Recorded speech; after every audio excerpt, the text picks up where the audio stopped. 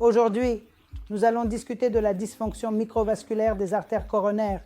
Comme le nom l'indique, micro signifie très petit. Nous connaissons tous les obstructions qui peuvent provoquer des crises cardiaques. Elles sont toutes dues à des obstructions à l'intérieur des principaux vaisseaux sanguins. Maintenant, ces principaux vaisseaux sanguins donnent en fait naissance aux petits vaisseaux sanguins à l'intérieur du cœur.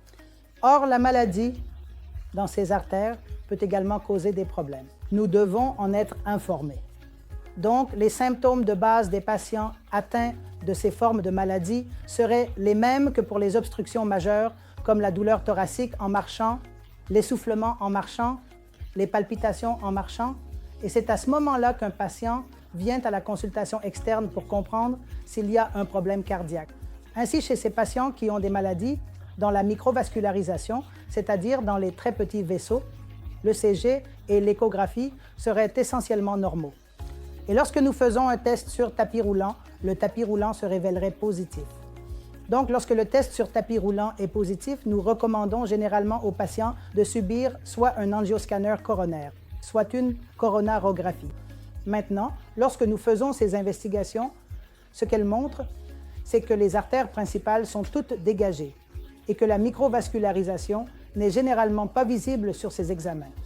Mais les implications de ce phénomène particulier, qui est également appelé MINOCA ou INOCA, signifient essentiellement qu'ils sont à risque accru pour des résultats futurs et que leurs facteurs de risque doivent être gérés.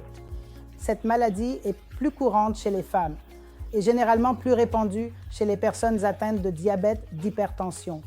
Et si elle n'est pas bien traitée, cela peut entraîner d'autres blocages à l'avenir et également conduire à quelque chose appelé insuffisance cardiaque avec fraction d'éjection préservée.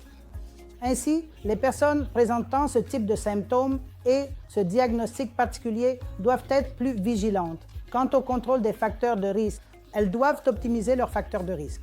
Ce n'est pas une maladie manifeste, mais certainement une maladie latente, qui peut évoluer vers une maladie manifeste au fil du temps, ce qui peut être fatal. C'est donc un signe d'avertissement, quelque chose comme un syndrome métabolique à l'intérieur des artères coronaires. Et cela se produit parce que la couche des vaisseaux est malade. Et cette maladie est liée à des facteurs de risque comme le diabète, l'hypertension, le tabagisme, le stress. Donc, ce que tous ces éléments font, c'est essentiellement qu'ils modifient le micro-environnement de ces vaisseaux particuliers et l'inflammation commence à se produire dans ces micro-vaisseaux. Lorsqu'il y a inflammation, il y a encombrement et il n'y a pas de flux sanguin. Donc, lorsque nous faisons une angiographie, parfois dans une microvascularisation très significativement malade, nous constatons que le flux sanguin est très lent. Cela s'appelle le phénomène de flux lent. Cela se produit parce que lorsque votre tuyau est très propre et que le flux peut se faire complètement, le flux est très rapide.